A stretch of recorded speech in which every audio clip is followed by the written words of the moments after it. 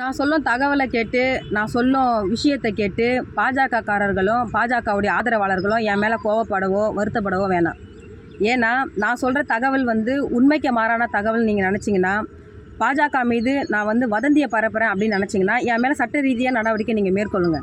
நான் பாஜகவுடைய மாநில மகளிர் அணி பொருளாளர் மாலினி ஜெயச்சந்திரன் அவங்க பாஜகவுடைய கருப்பு பணம் 3000 கோடி கருப்பு பணத்தில் அவங்க பல இடங்களில் சொத்துக்களை வாங்கி குவிச்சு வச்சுருக்காங்கன்னு அந்த ஆவணங்கள், அதாவது காப்பி ஆஃப் டாக்குமெண்ட் போட்டு அந்த ஆவணங்களோட வருமான வரித்துறை புலனாய்வு பிரிவு இயக்குனர் அலுவலகத்தில் 4 முறை புகாரோட அந்த ஆவணங்களையும் எடுத்துகிட்டு போய் நாங்கள் ஒப்படைச்சிருக்கோம். நேற்று 4வது முறையாக எடுத்துகிட்டு போய் நாங்கள் ஒப்படைச்சிட்டு இன்றைக்கி காலையில் ஒரு குறிப்பிட்ட கிராமத்தில் எனக்கு வந்த நம்பிக்கையான தகவல் என்னன்னு பார்த்தீங்கன்னா, மாலினி மீது 3000 கோடி மதிப்பிலான சொத்து தான் இருக்குன்னு நான் சொன்னேன். ஆனால் அது தவறு.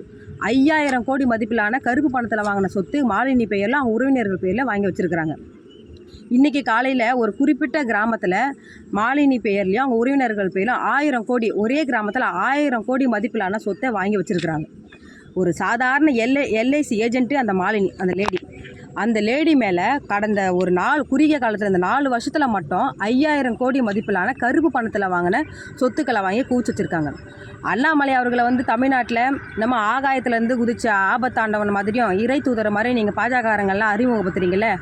அண்ணாமலை அவர்கள் தான் ஊழலை ஒழிக்க போகிறாரு, லஞ்சத்தை ஒழிக்க போகிறாரு, கருப்பு பணத்தை ஒழிக்க போகிறாரு அப்படின்னு அண்ணாமலைக்கு காவல்துறையில் இருக்கக்கூடிய புலனாய்வு பிரிவு அறிவு உண்மையாக அண்ணாமலை அவர்கள் ஐபிஎஸ் படித்தது அந்த மூளை உங்களுக்கு உண்மையாக இருந்துச்சுன்னா, நான் சொல்கிற அந்த குறிப்பிட்ட அந்த கிராமத்தில் மாலினி ஜெயச்சந்திரன் பேரில் 1000 கோடி மதிப்பிலான கருப்பு பணத்தில் வாங்கின சொத்து வாங்கி வைக்கப்பட்டிருக்காங்க.